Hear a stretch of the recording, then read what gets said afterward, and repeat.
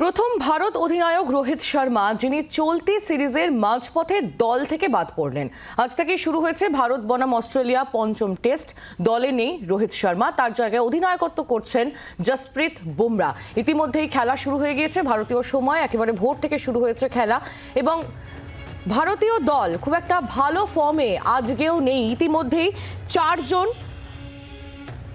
Batter তারা ফিরে গিয়েছেন এবং দলের রোহিত শর্মা তিনি নেই। আমরা কথা বলবো, অর্কদীপ্ত মুখোপাধ্যায় আমাদের প্রতিনিধি রয়েছেন আমাদের সঙ্গে। অর্কদীপ্ত, রোহিত শর্মা বর্ডার গাভাস্কর ট্রফির প্রথম থেকেই একেবারে ফর্মে নেই এবং তারপরেই একটা জল্পনা শুরু হয় যে রোহিত শেষে নিজেকে সরিয়ে নেবেন।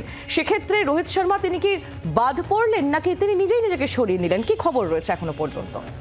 দেখো, বর্ডার গাভাস্কর ট্রফির প্রথম টেস্টে তিনি ব্যক্তিগত কারণে খেলতে পারেননি। তারপরে যে 3টি টেস্ট তিনি খেলেছেন, ব্যাটে রান প্রায় নেই। 5টা ইনিংস তিনি ব্যাট করেছেন, 30 রান মতো করেছেন তিনি, সব মিলিয়ে, যেটা অত্যন্ত হতাশাজনক তার মতো একজন ব্যাটসম্যানের পক্ষে।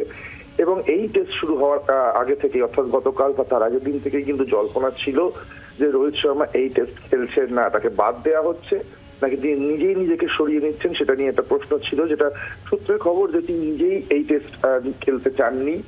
তবে তিনি প্রথম ভারত অধিনায়ক যে চলতি সিরিজের মাঝপথে বাদ পড়লেন বা খেলছেন না, ফিট থাকা সত্ত্বেও তার ব্যাটিং ফর্ম অবশ্যই একটা বড় কনসার্ন। এবং সব থেকে বড় যে প্রশ্নটা তুলে দিয়ে গেল আহেরি, এটাই কি তাহলে রোহিত শর্মার শেষ টেস্ট সিরিজ? এই প্রশ্নও কিন্তু ক্রিকেট মহলে ঘোরাফেরা করছে। তিনি ইতিমধ্যে টি20 থেকে রিটায়ারমেন্ট নিয়েছেন।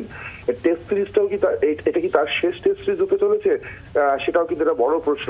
এবং একই সঙ্গে ভারতের যে প্রথম টেস্ট ভারত যেটা জিতেছিল, যেটাতে জসপ্রীত বুমরা অধিনায়কত্ব করেছিলেন, সেই টেস্ট ভারত জেতে এবং আজকের ম্যাচে বুমরা অধিনায়কত্ব করছেন। সেক্ষেত্রে অধিনায়কত্বের ব্যাটন কি এবার বুমরার কাছেই চলে যাবে পাকাপাকি ভাবে? এই প্রশ্নটাও কিন্তু ঘোরাফেরা করছে। তবে সব মিলিয়ে রোহিত শর্মার না খেলা অত্যন্ত বড় একটা ঘটনা ভারতীয় ক্রিকেটের ইতিহাসে হয়ে রয়েছে এবং একই সঙ্গে তার টেস্ট ক্যারিয়ার নিয়েও একটা বড়সড় প্রশ্ন তুলে দিল।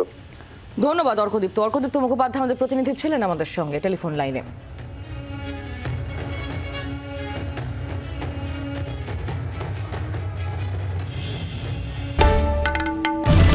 বাংলার আওয়াজ, বাঙালির আবেগ, জি 24 ঘন্টা।